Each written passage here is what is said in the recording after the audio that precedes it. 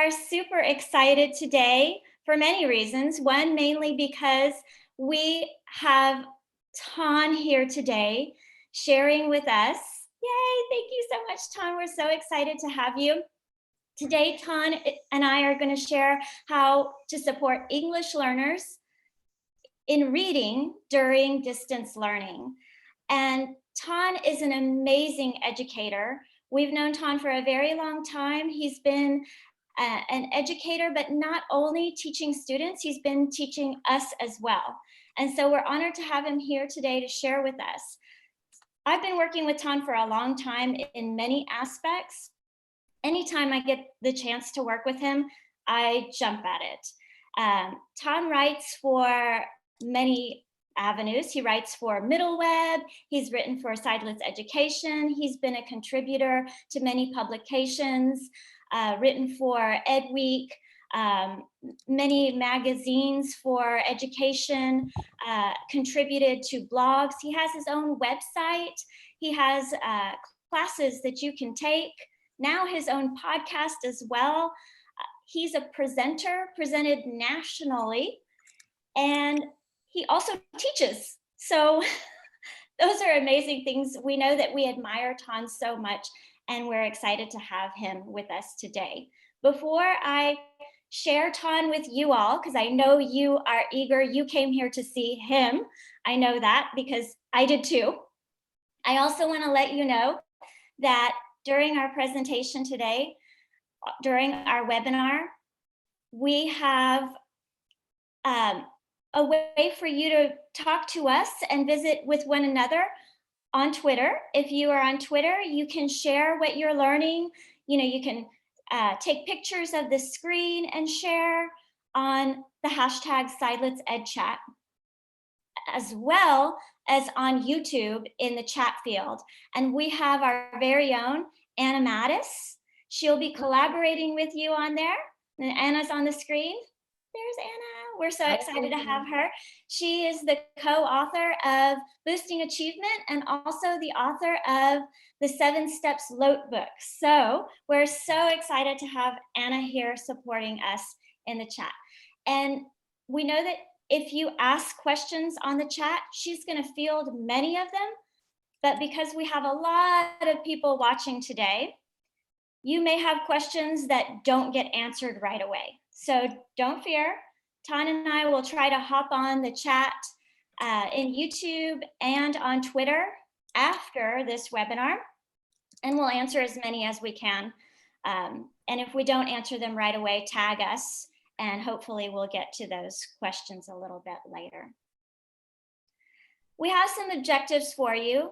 Ton and I both feel that objectives are critical in instruction, whether you're instructing students face-to-face in the same classroom, and also when we're teaching remotely. So our objectives today during this short webinar with you are that we're going to explore some reading strategies and techniques that support and scaffold English learners as they learn content and they acquire English during distance learning. Our language objective is that we'll reflect in writing on Twitter or in the chat box on YouTube on reading strategies and techniques that support English learners during distance learning. And you might use words such as strategy, technique, accommodate, and scaffold. Even as adult learners, we're always looking for ways to enhance our own growth professionally. So we practice what we preach by using content and language objectives in our own trainings as well. All right, so I'm going to pass it over now to Ton, and I'm going to let him screen share. Can I say one thing before you guys jump right in? It seems that they're having a little bit of a lag time today. So Valentina, your objectives just popped on YouTube right now. Okay. So just keep that in mind when you're talking about there's a tiny bit of a lag. That is great to know. Thank you. Of course. So are we ready to go? Yep. You ready to go? We're hearing Valentina at a little bit of a lag. Is anybody else experiencing that?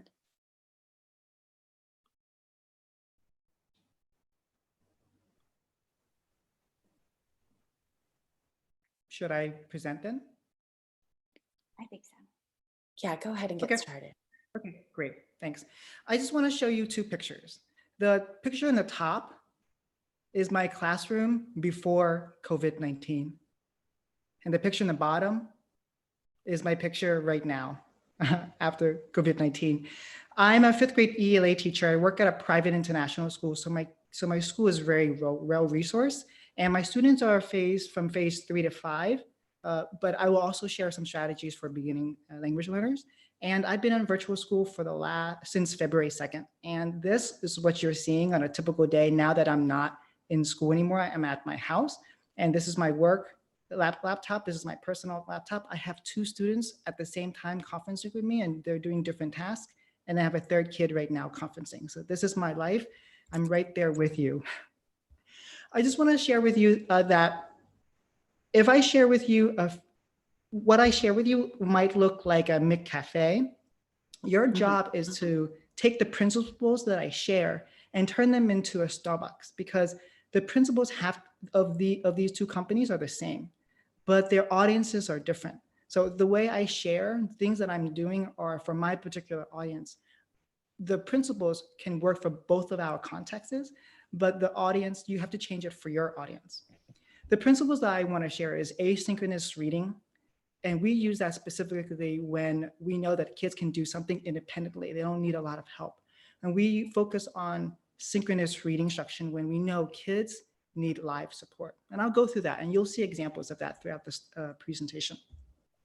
These are the things I'm covering today: independent reading, guided reading, beginner books, and then if there's a chance, we'll work on novels and content-based reading, because I just want to make sure I have enough time for Valentina's presentation.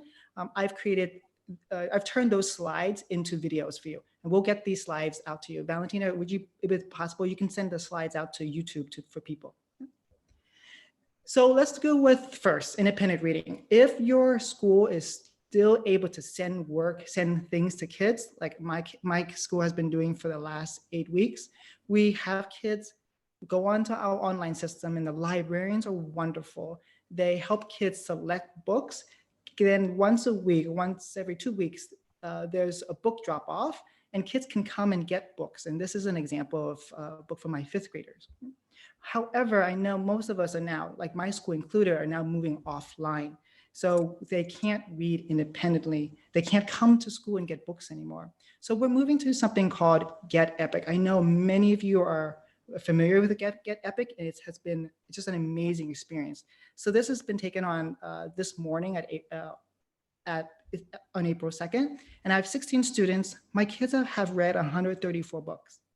16 of them have read, like the total is 134 books. Can you imagine the logistic energy that it would take to physically put 134 books in a box, and then the wait time? My kids have read 35 hours.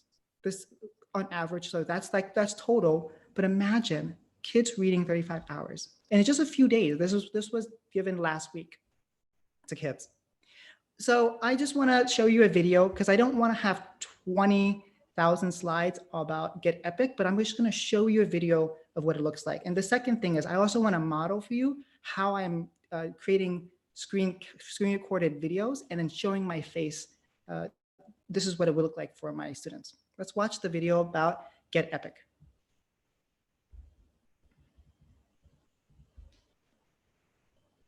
So I'm inside Get Epic right now. This is the platform, and you can see this. There's augmented reality, there's read to me videos and audiobooks, so kids can, and they're just normal books that kids can choose. So you can see a few that are like read to me books. They're comics, and so these don't have read to me because they're not videos, because they're just text, and kids can choose. For example, let me show you what a text might look like. Graphic universe, Beowulf, Monster Slayer, a British legend. Story by Paul D. Story. Pencils and inks by Ron Randall. Learner Publishing Group. The Coming of Beowulf. Long ago, in a part of Sweden then known as Götaland, there lived a great warrior called Beowulf. Okay, so you get the idea there. If it's not read to me, then it's just simple text without any language. But I like that fact that there is like there are professional voiceovers here, so not robotic voices. And these are really beautiful, rich texts for kids. These are authentic texts for kids. If you look at my students, let's go over to my students, and I'll show you that I'm actually using it right now. I should have used it since the beginning of the year when we started off with virtual school, but this is really late, but it's okay because we have the rest of the year to do this. So what you can see is now I have a roster of all my kids and all the things they've read and all the things they've looked at. So I can see how many minutes they spent, how many pages they flipped. I think this is a read to me. That's why there's no flipping pages. You can look at, so kids are choosing like, oh, I started that, I don't really like it, which is great. But this is Sandy, so she read 21 minutes of this book, and this is her pace. This is not a problem. What you can do is, if you want, you can click on a text to see what the child read, what kind of text they're reading, and you just flip through. It'll give you an age range, reading level. You could look at the text itself. Isn't it beautiful? It's not all just comments, but there's just authentic, beautiful text. To search for books, you can explore, and you can even go to different age grade levels. And then you can also look at searches. You can look, there are lots of different topics to choose from, and it's all free for kids.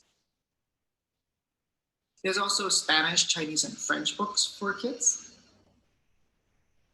And what you can also do is you can change the age level, but you can also change the reading level. And you can teach kids how to do this. I don't assign text to kids. I just have them choose the books that they want, and the books that they like, they can read, and the books they don't like, they don't have to read. So that's why you'll see kids flipping through, oh, I've only read 21 seconds of this. I don't like this. Let me switch it. So these are things that kids can do. Right now, Epic is free until the 30th of June. All you have to do is go to Epic, and then you can learn how to get the free access there. What you can do is you can go to School Closed, Epic Can Help, and then it will give you instructions right here. It'll produce a Google slide for you. And then in the Google slide, it'll run through all of the instructions that you need.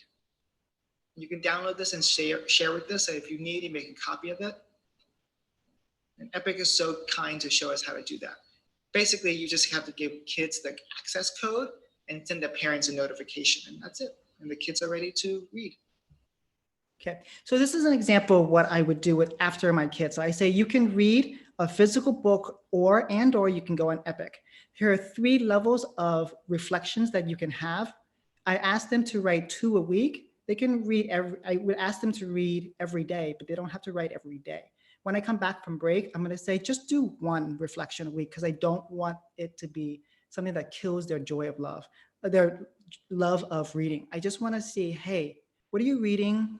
What do you think about what you're reading? I also want to give them reading fluency. It's kind of like an Amazon book review.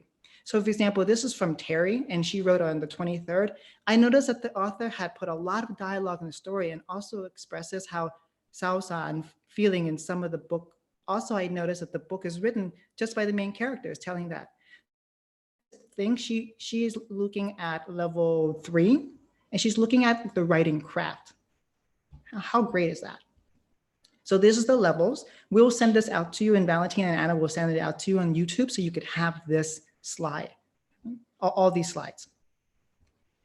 This, I asked my kids the Friday before I left for spring break. I asked them, please give me a reflection, anonymous reflection of what do you think about the Get Epic. And the 13, I had 11 responses here. And this is one in particular I want to share with you.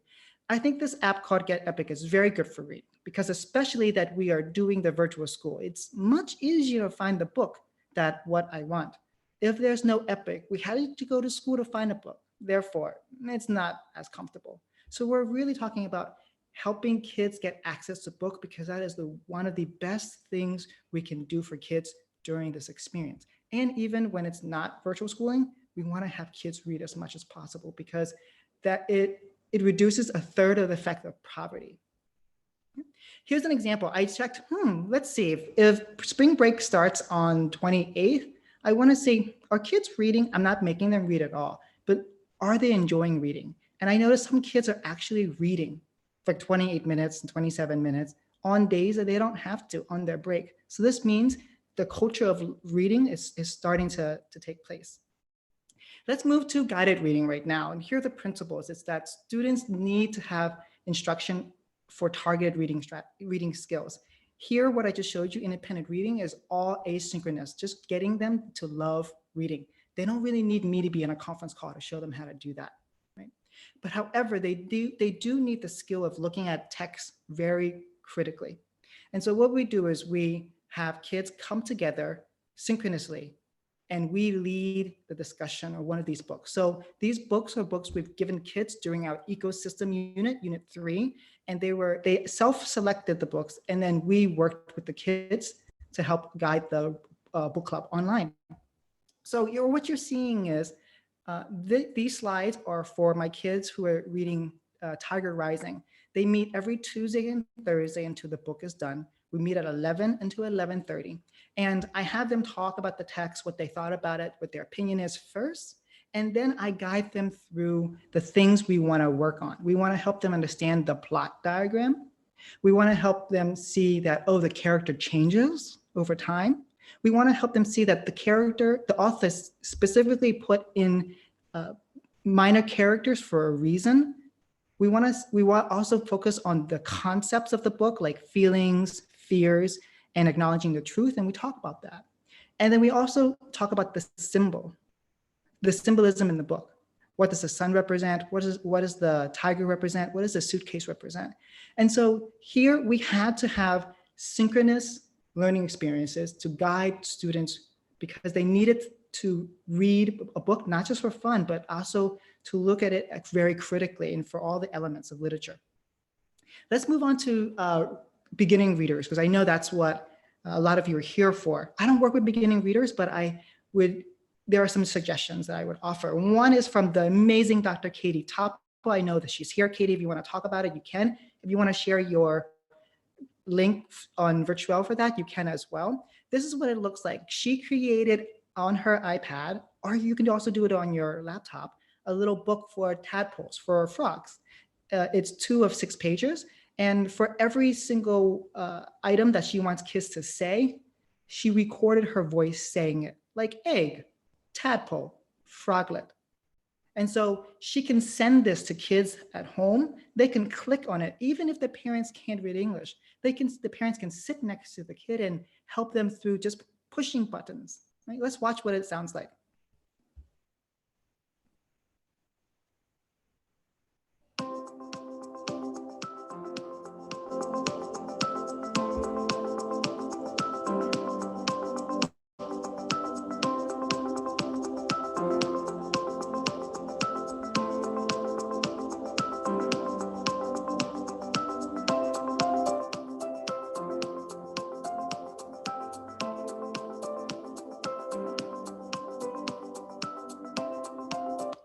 So I'm going to play the video again, but without sound this time, and let me narrate with you. So she has those sentences that you see at the end right here, where she had those long sentences. She's actually saying the words, the tadpole has gills for kids. The froglet has 4 legs. So kids are practicing saying these things. You could take a content specific topic, create books and send it to kids. Right now, Book Creator has a library of 40 books that you're able to create on their free account. It's one of the best things you could do. I just really wanted to go back to the shifts, the principles, sorry, inducing. Do you notice how I had, when we worked with reading instruction, where we're thinking about reading instruction, we're really focused on 2 principles. When should we have asynchronous reading instruction? When should we have synchronous reading instruction, right? Just going back to Katie's example here, you could have kids, you could send this to kids, and then kids can come to join a small reading group online virtually at the same time, and then they can have conversations about tadpoles, or she could guide them through the reading of it. And so though I don't work with beginners, the principles work for the same, work in this context. I guess what I'm saying is that because we were in scramble mode the first 8 weeks, I was really focused on disseminating information to kids. After listening to Caitlin Tucker's interview on Brainwave, and she came on my podcast, she said, please start considering how many isolating experiences are we sending to kids. Try as much as possible to move towards collaboration online, because this is engaging for kids. And so when I come back next week with my teachers, we'll really have to have a discussion of saying, can we have more of a balance of asynchronous and synchronous learning experiences? Yeah. So I'm going to give it back to Valentina. I'm going to share my screen. But Anna, is there any other questions that you want to talk about in this experience before I let Valentina go? Yes, just a couple. You had a few people asking if there was a co-teacher function on Epic. Is that something you could speak to? Oh, there's no co-teacher function, but you can share multiple teachers on it, I think. I'm not quite sure. That's a good question. Yeah, you'll see, Tom, when you go through the chat, there's a lot of technical questions for you on it. And some people want to see a link. They want to know, is there a class code or something to get approval through? There is. Yeah, there is a class code. You create your own class code, and then you can share it with your students. My kids, so I send an email to parents to let them know that, hey, this is what we're going to use. But I also give my kids code. So kids don't need their parents to approve of the, meaning the kids don't need, every time they go on Epic, they don't need their parents to log in for them. Because sometimes I've still kids who parents haven't logged in yet. That's not a problem. The link for the parents is for them to monitor their kid.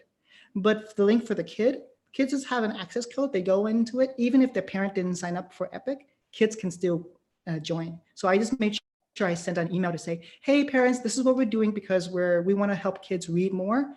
Your kids will be on this platform. If you have any questions, please let me know. Yeah, that's it. Good. Wonderful. Thank you so much. There's one more that I just want to ask.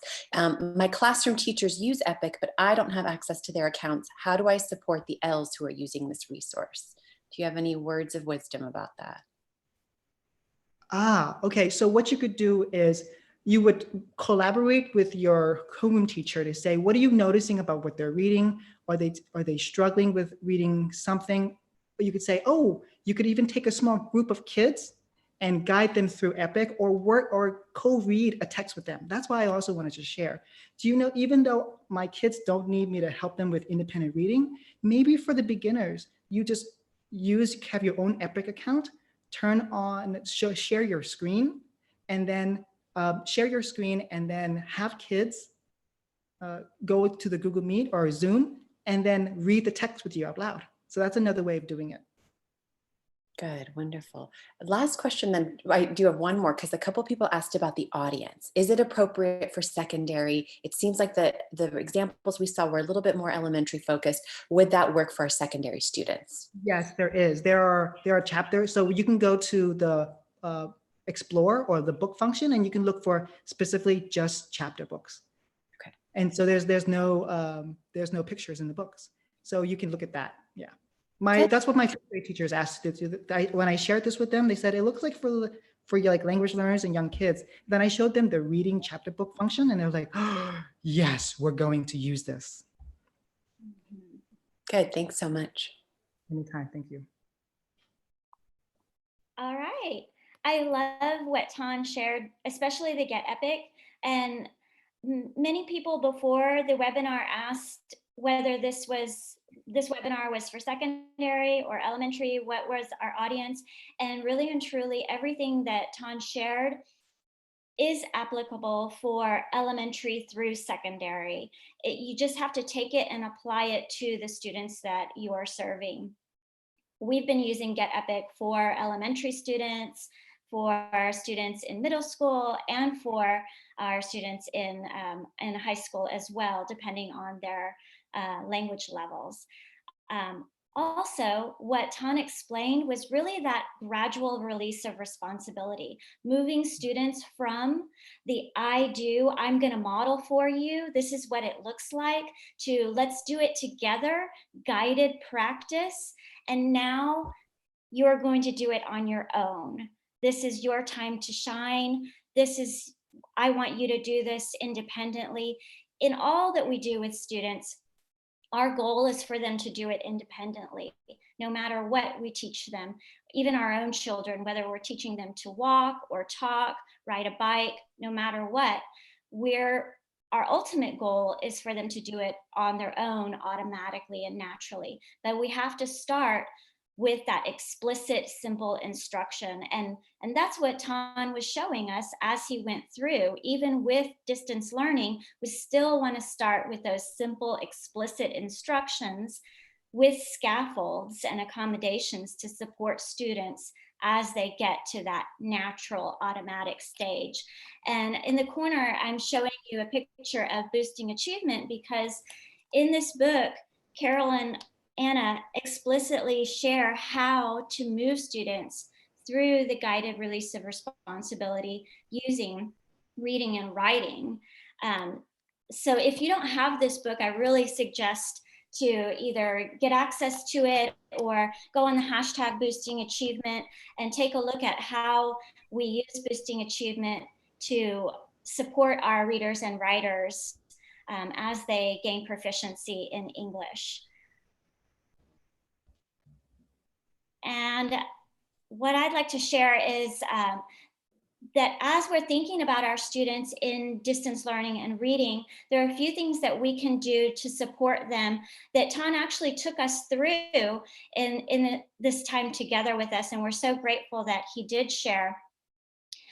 Get Epic is awesome, but there are also other platforms that we can use like Common Lit or News and Levels, Newsella. These are all great platforms that you probably have looked into or heard of before. And now with technology being so important, if your students have access, these are great. Another one that is amazing that's not technology based is the Saddleback books. And those are really high interest books that support our English learners who are still growing in English proficiency. Another thing that really supports our ELs as they're developing content and English simultaneously is just chunking information. Just taking the information, whether it's a book or a poem, a text, and taking that information and giving it in small bites. Really simplifying what we're giving them so that we're not simplifying the vocabulary, but simplifying instructions and being explicit about what our students need to do with the information. Much like Tan did for us, as he explained how he goes through the process of instructing his English learners. It was very simple, explicit instructions for us. That's what we have to do with our English learners. The other day, I watched Larry Ferlazzo's video he just put out. It's called 7 Tips for Remote Learning, a short video. It's awesome. This video is great. So if you haven't had a chance to view it, definitely look it up on Twitter. And he talks about how important it is just to give about half of what you do in a normal class period. That's probably about as much as our students can have right now when we're working with English learners and really all students in distance learning. So I recommend that right now. Just take what you have and really downsize it because our students are dealing with so much more than education right now. They may be dealing with economic strain in the family, illness, isolation, whatever we're facing right now, we don't know what our students are facing. Another thing that he mentioned that I know a lot of us have been hearing is lead with love, not with lessons. So starting with those relationships first. Yes, I mean, so many things in that short video that he shared stuck out and stuck with me. So if I had to say 3 things about what we do with our ELs with reading right now, I'd say chunk and adapt and provide access. So whether you're using technology or paper books, think about how you're going to provide that access to students. And I've given you a link at the bottom of this screen to the blog that is related to this scaffolding reading for English learners. No matter what, we have to really honor our students' identity. Get Epic also has books they take those books and students can read them in native languages. So there are a lot of languages in Get Epic. Probably not every language you may be looking for, but at least there's a good variety in there too. And like Ton discussed, giving our students a lot of choice in reading is key. So all of these things that allow our students to shine in the classroom, even during distance learning, these are important. Amplifying who they are and building on those relationships is going to be, if not more important right now than it was before when we were in the same space together. Letting them know that they still matter, they still count, we still see them, even though we may be seeing them through a computer screen now. And one of my favorite people of all times is Dr. Brene Brown. She says that we are all hardwired for connection, and without it, there is suffering.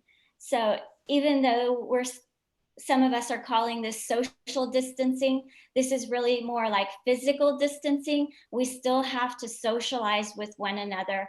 And if our families, our students don't have technology or they don't have access to internet, we still have to find a way to connect with them. We still have to find a way to reach our students and be sure that they are seen and heard and that they are having access to the curriculum that they need. These are the objectives we had in store for you during our short time together. We wanted to explore some reading strategies and techniques that support our English learners. So I want you to think back and reflect on our time together. Hopefully you had a chance to connect with one another about these strategies on Twitter or on the YouTube chat field. And I did want to share with you that Ton and I are collaborating a little bit more. We have a writing webinar coming up on Monday, same time, same place. The link will be different. So if you have not registered for this one, go on our registration link right there on the screen and register for it. And you will get an email, just like you did for this one, with the link to come on board. And then on the 7th, on Twitter, Ton and I will be discussing distance learning with English learners. This is our COVID-19 edition. Actually, we have a Sidelets Ed Chat the first and third Tuesday of every month. It's a different topic each time. So please join us on that. We'd love to have you and hear your voice. And Ton and I have an exit ticket with you. So Ton, if you will talk about this a little bit, I would love that. Yes, not a problem. I'm going to, can I share my screen now? Yeah, absolutely. I'll stop sharing and you can start. Thank you. We would love for you to please complete this Google form for us. We're also presenting this for you. I just updated this slide. This is the slide presentation if you scan it, but this is also the slide presentation, and then this is the exit ticket. So please make sure right now, just get out your phones. That's what I was doing before you saw me with my iPad. I was getting just checking one more time that it's right. So we would love your feedback. And I just also want to show you one quick thing. Sorry, I'll go back. On this slide, this is the content instruction that I couldn't present because we were short of time, and also the novels for people who want to teach novels virtually, and also content. So that's there for you. So please, please, please take time to get the slides and tell us, what can we do more? What can we do less of? What should we do more of? And what topics are you interested in? So Valentina, thank you for this opportunity. Anna, thank you for facilitating this. Are there any questions that we can go and just answer before we leave? One or two? I think we're just getting a lot of questions about the links that you're sharing. A lot of people want to see Larry Ferlazzo's video and just some of the amazing things that you mentioned. So I think we'll be able to provide everything back on the back end. Yes, we will provide everything that we mentioned. Um, we will provide them on our Twitter handle, as well as information to all of that on our Sidelets education website. So all of you that have registered and have access to that, we will share all of that information on our Sidelets education page. So no worries. Awesome. Thank you all so much. Tan and I look forward to this feedback, and we look forward to seeing you on Monday for the writing webinar as well. Thank you so much. Bye, everybody. Stay safe and sane. Thank you. Bye, everyone.